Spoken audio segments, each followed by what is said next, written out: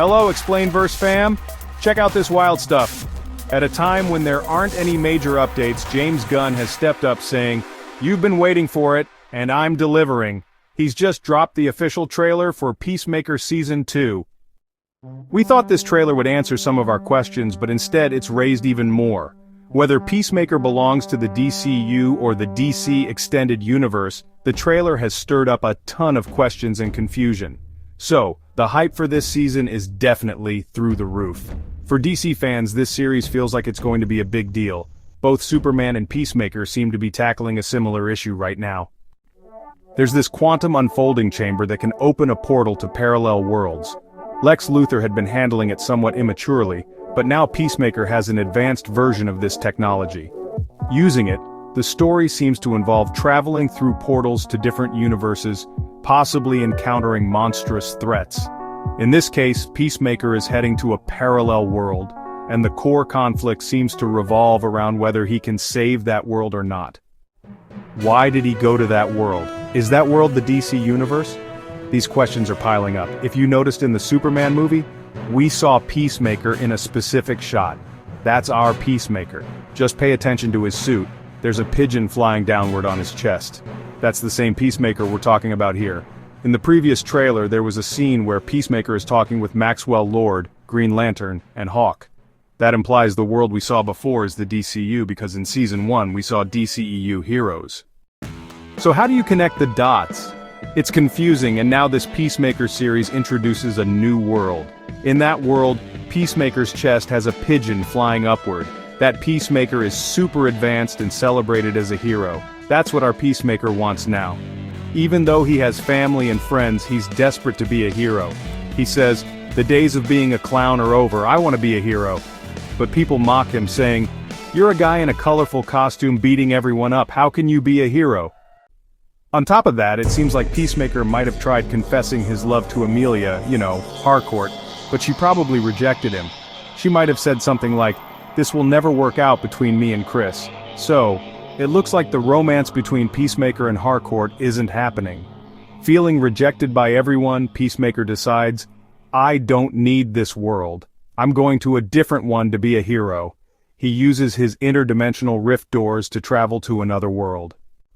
It's possible that the Peacemaker in this new world also has access to the quantum unfolding chamber, which belonged to his father, White Dragon. Our Peacemaker is now using it to travel to a universe where the other Peacemaker is living a successful, happy life in a big mansion. In the previous season, Peacemaker accidentally killed his brother, Keith Smith, which caused tension with his father. But in this new timeline, things are different. White Dragon is shown wearing a black mask, unlike the racist White Dragon from the original season. He might be a black dragon now, raising his two sons to be celebrated superheroes. In one shot, the three of them, Peacemaker, White Dragon, and Keith, are united, flying with jetpacks alongside an eagle. There's also a scene where Peacemaker is getting cozy with Harcourt, maybe even in love or married, who knows. The suit he's wearing is the same as the other Peacemakers. The people in this world are shown celebrating Peacemaker, throwing parties and having fun. He's living the life our Peacemaker always dreamed of. Now it seems like our Peacemaker is thinking, "I'm going to take down this Peacemaker and claim this world for myself." He's trying to go to this new world, but his friends might try to bring him back, possibly causing an anomaly. Lex Luthor likely used similar technology but couldn't access parallel worlds fully. He was stuck in the gap between worlds. Peacemaker's tech seems more advanced, allowing him to cross into other universes. So, this series might actually serve as a bridge between the DCEU and the DCU. Maybe they're trying to merge the two universes or show how key characters from one world replace their counterparts in another.